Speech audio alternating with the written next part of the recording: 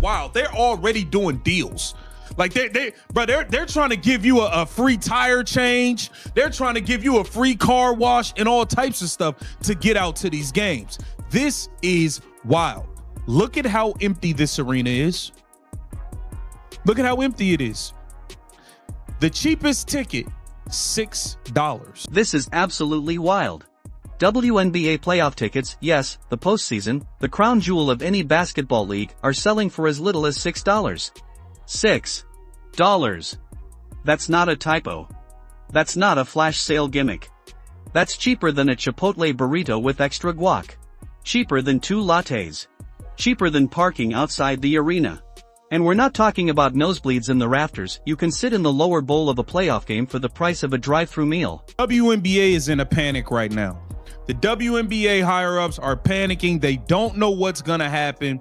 I already let y'all know. I showed y'all the numbers that they was concerned about the playoff ratings and what they will be for the networks. They're concerned about it already. No Caitlin Clark here to carry everybody. They don't know how these numbers are going to look. Tickets are they're already doing Black Friday sales for playoff tickets. There are teams already doing Black Friday sales. But here's the real headline. Caitlin Clark isn't playing. She's not out there dropping logo threes or threading highlight passes. She's on the bench in sweats. And just like that, the entire WNBA ecosystem has flipped upside down. It's back and forth from all the WNBA players that the league is not just Caitlin Clark. Stop acting like the league is not just Caitlin Clark. There are other people who are doing things. So Caitlin Clark has been injured, so she hasn't been playing. Since Caitlin Clark went down, the WNBA ratings have dropped over 55%. Yikes. Across the board. Hey, guess what, guys? The league is Caitlin Clark. The league is Caitlin Clark. When Clark was healthy, Indiana Fever games weren't just basketball, they were cultural events. Fans traveled across states. Resale tickets topped $1,000. Courtside? Try 4 or 5 grand. She leapfrogged the Pacers in popularity, sold out road arenas that had never sniffed that kind of demand. Now, the same tickets are selling for pocket change. You could pay for entry with the coins in your cup holder. Courtside playoff seats are going for $200, the kind of money you'd expect at a high school championship, not the WNBA postseason. It's understandable in this era to figure that tickets for playoff games are more expensive than the regular season, but Fever tickets for Tuesday night remain very affordable. $12, $13. I don't know what they're going to lie about as far as attendance goes. We're going to get into that momentarily. There are tons of tickets, hundreds of tickets available, if not thousands of tickets still available for tonight's game at a cheap price of a hoagie sandwich and a bag of chips. That's the Caitlin Clark effect. One player single-handedly transforming an entire sport. With her on the floor, Fever home crowds averaged 17,000 plus, breaking records. She outdrew multiple NBA teams. Opponents moved games into bigger arenas just to keep up, Mystics into Capital One Arena, Sky into the United Center, packing in 20,000 fans. Last year, the cheapest ticket available to see the Indiana Fever at the Connecticut Sun in the first round of the 2024 WNBA playoffs, $133. Let's just say it's not near that expensive this year. It's not. So right there, Indiana Fever just had Caitlin Clark cut a WWE promo. Then came the gut punch. September 4th, Clark announced she'd miss the rest of the season with a groin injury. Lights out. Fever's September 16th playoff game, their first home postseason since 2016, should have been a party. Instead, half empty, echoing with what ifs. You can get courtside seats for $200.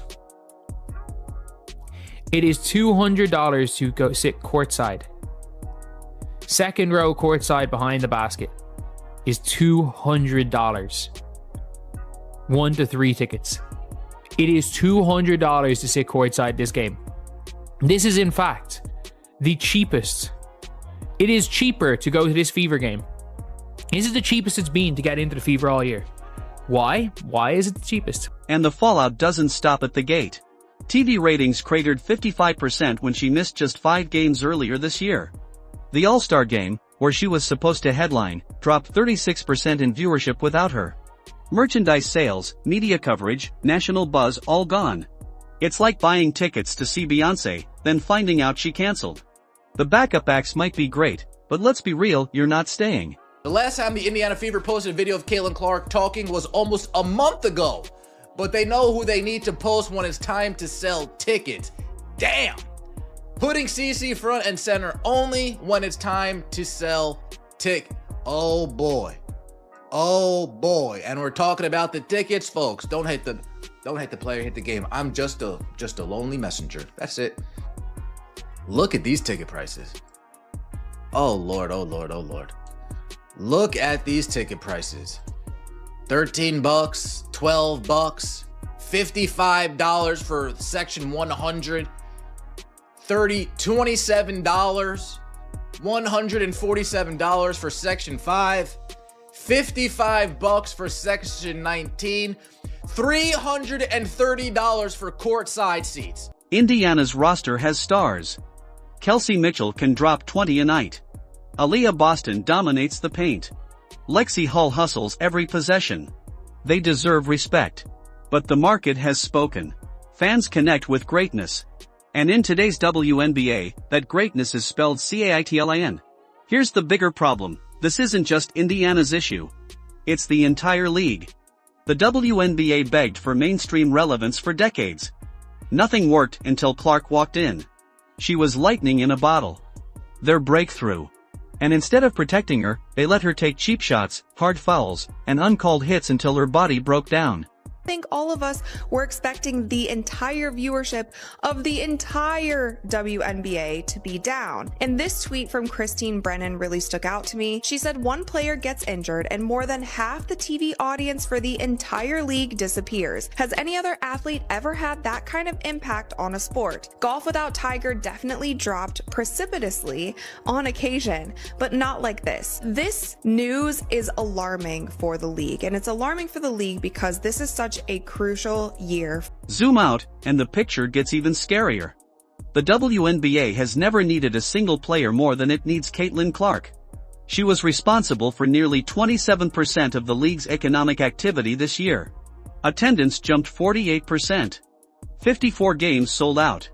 Average crowds jumped from 6,600 in 2023 to more than 9,000 in 2024. TV ratings shattered records whenever she was on the court. But when your entire business model rests on one 23-year-old point guard, what happens when she goes down? You get exactly what we're seeing, $6 playoff seats. But Caitlin Clark was first. You know what would have also put asses in seats? Indiana Fever clearing Caitlin Clark to play the game of basketball. That would have done it. I promise you. I promise you that would have done it. Again, I believe we deserve to know who ordered the code red. It's a lot different if it is Caitlin Clark and her people believe that, and her medical team believe that she could not play. If it was Stephanie White in the Indiana Fever, I believe that changes everything, as far as I'm concerned. So, like a lot of people, I started following the WNBA. And I'm sorry, I hate to sound cliche, but it is because of Caitlin Clark. I flew my family to Indy to catch the game opener, and it was just such an amazing thing to see. We fell in love with the city. We, of course, also fell in love with the Pacers, and we followed every game since. For Indiana, the setback is especially harsh. The Fever built their entire brand around Caitlin Clark, and rightly so. Drafted first overall, she became the centerpiece of their system and the face of their marketing. Clark wasn't just another star, she was the foundation. Yet the team let her play through constant bumps, nagging injuries, and rough defense that officials rarely controlled. The warning signs were clear. Whenever she sat out, attendance and TV ratings plunged.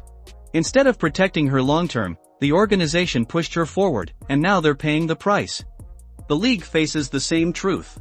Its growth in 2024 looked historic on paper, but Clark's absence has exposed how fragile that momentum really is. A 55% ratings drop, A 36% fall in All-Star viewership, and $6 playoff tickets don't signal stability. They show just how vulnerable the WNBA remains without its brightest star. Drop your thoughts in the comments.